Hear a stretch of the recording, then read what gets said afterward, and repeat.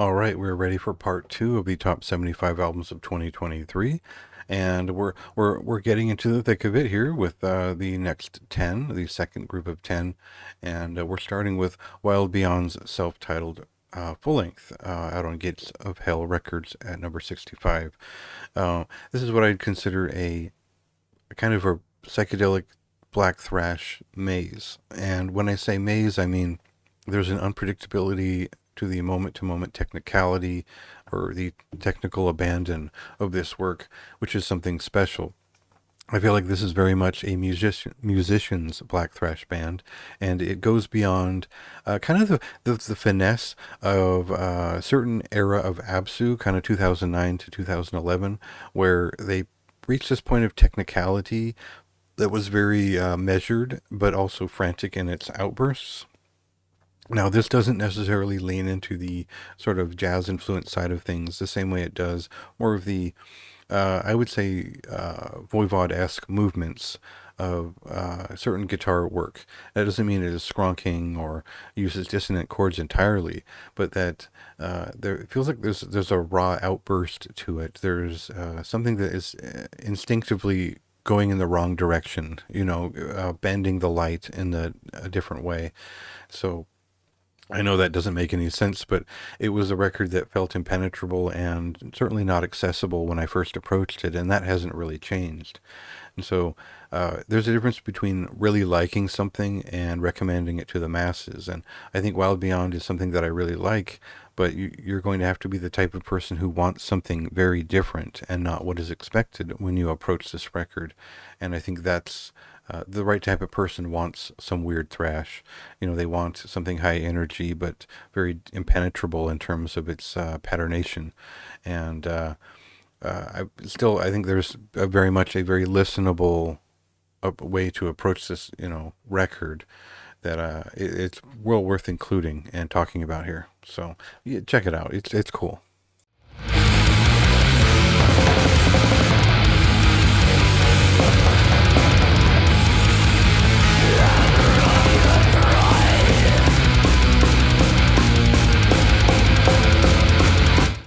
So for Wolves in Winter is a newer doom metal band and maybe more of a modern, but still kind of traditional in some aspect, a doom metal band with some sludge influences. And there are members of other traditional doom metal bands here, which you recognize by their, maybe their voice or their sound. But if you're a fan of Solstice and certainly Spirit Adrift's earlier days, you'll get what this band is all about in terms of their sound. But this is kind of a forlorn, song oriented record, which is catchy from the get go. And not only in terms of riffs, but the vocals carry the album quite strongly through its first three or four songs. And these are all, again, very memorable songcraft. So it stuck with me immediately. I was surprised that this wasn't more touted as an interesting doom metal record in the year. Very, very underrated record from my point of view, and it has a bit of a soul, and it definitely fits as maybe a pandemic era record for Doom that gets the emotional side of it right. So worth recommending here at number 64.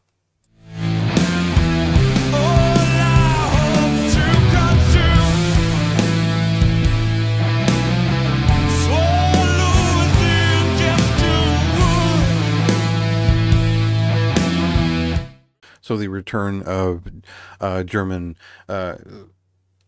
black thrash metal quartet Cruel Force actually turned out to be a speed or heavy metal album, and this is sort of their devolution down to the earlier 80s side of evil heavy metal, and I mean early Slayer for sure, and bands like Hallows Eve and Cat that I mentioned in the full length review kind of goes over a lot of those things. But basically, this is a classic heavy metal record in the style of maybe 1985 era Metal Blade.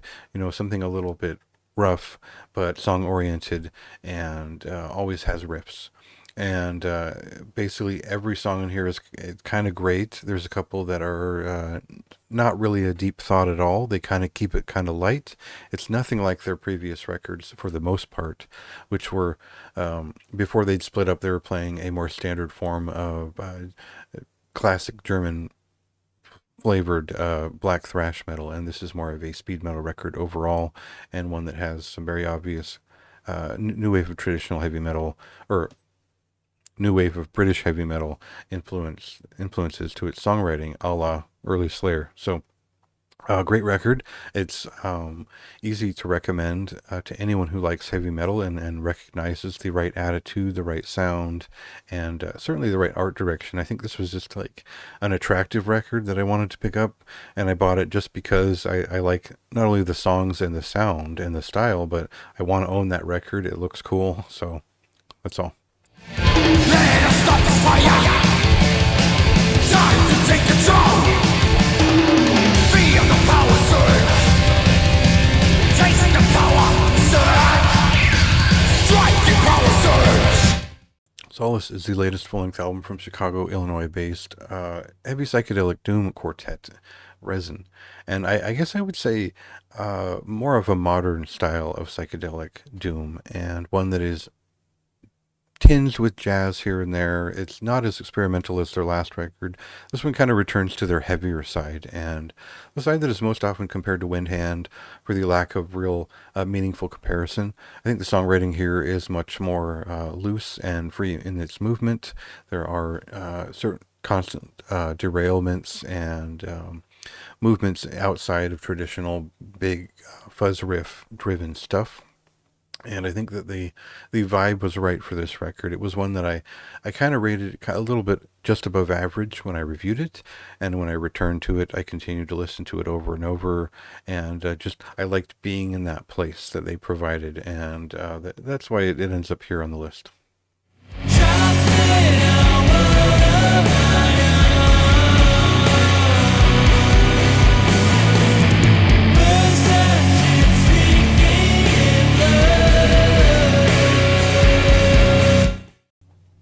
Funeral doom metal and funeral death doom metal just aren't, they're not in fashion right now. So you don't see a lot of people just dumping releases month after month like we did maybe 10 years ago, when maybe the boom and the popularity of it had sort of spiked because of, Decibel and whatnot, building up bands like Evoken. And Mesmer is the sort of band that started back then, and has put in the work over the years to become maybe a more full-fledged funeral death doom metal band. With This is probably their best production value to date here on Chthonic, and for me, this is just exactly what I want from death doom metal in the funeral doom style. I think that it is successfully melodic, a little bit surprising with some of the different compositional elements here. It's more clever and less, impressed with its own resonance, as a lot of funeral doom tends to be. And it feels like it's just an exceptional record. And I think they've been there before with past releases. This just happens to be the next step, the next big thing from them. And I was very impressed by this one.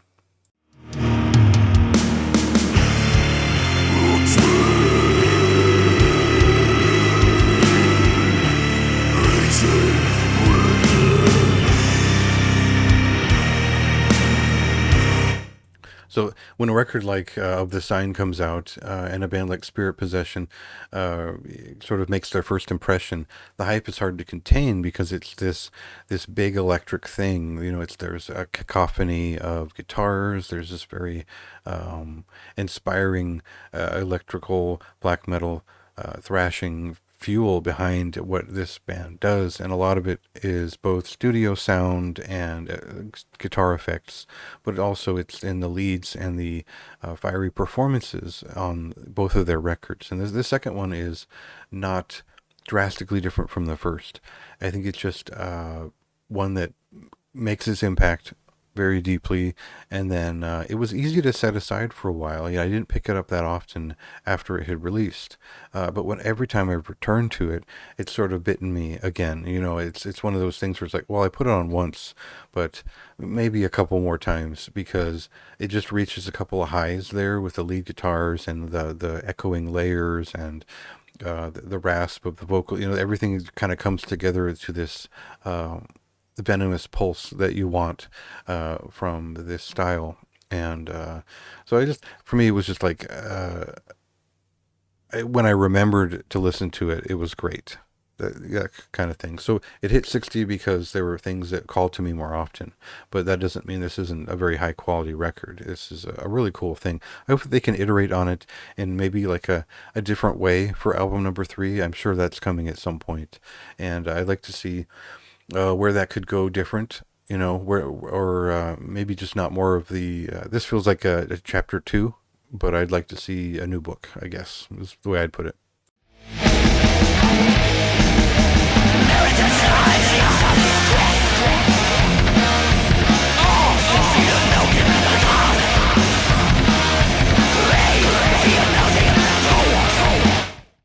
Scepter is the debut full-length album from Vision Master, a Washington-based duo who feature members of bands you'd probably recognize if you look them up.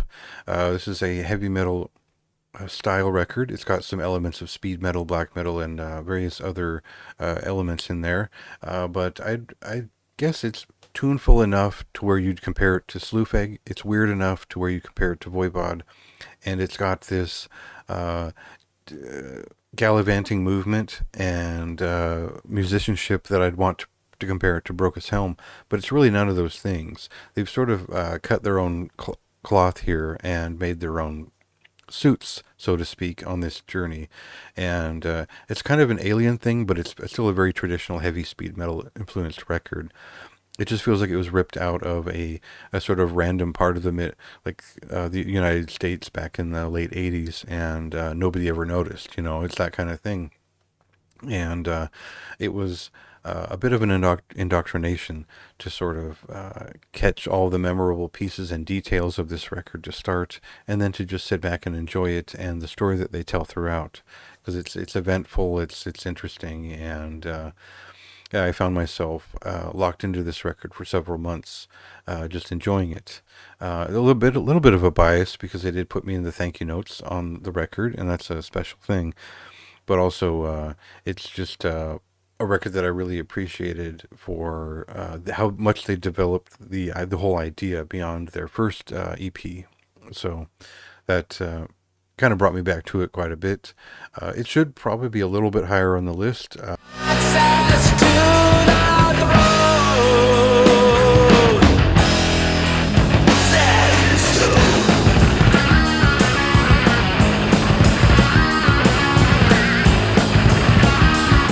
Pilgrimage from Sylvan Awe at number 58 is probably one of the more recent releases to hit this list overall. This is what I would consider probably more of a melodic style of black metal that is slightly touched by progressive and heavy metal influences. This is sort of the band finding their own place, their own voice overall, and I think that this is a style and a bit of extra substance that they should probably develop more. I think this is a really well done record, and one that has it's kind of front loaded with these couple of really big songs, and I've noticed people get really stuck on the effect of those pieces, but the second half is even more developed, and I think that helped round out the experience to where I gave it a very high recommendation, and it's the reason why I returned to it several times, since I first heard it. So you check that one out.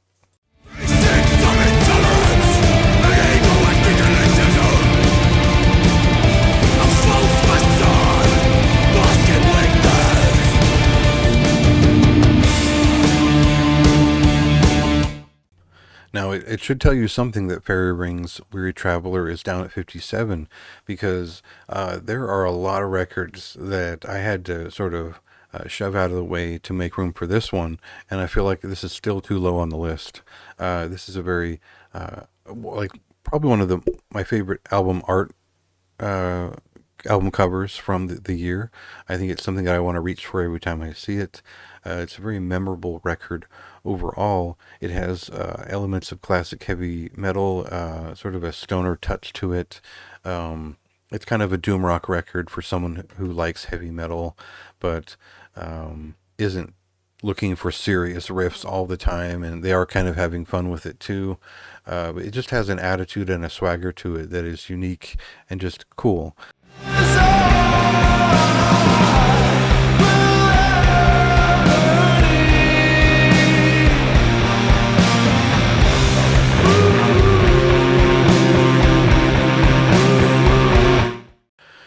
finally, for this section, we have Poison Ruins Harvest.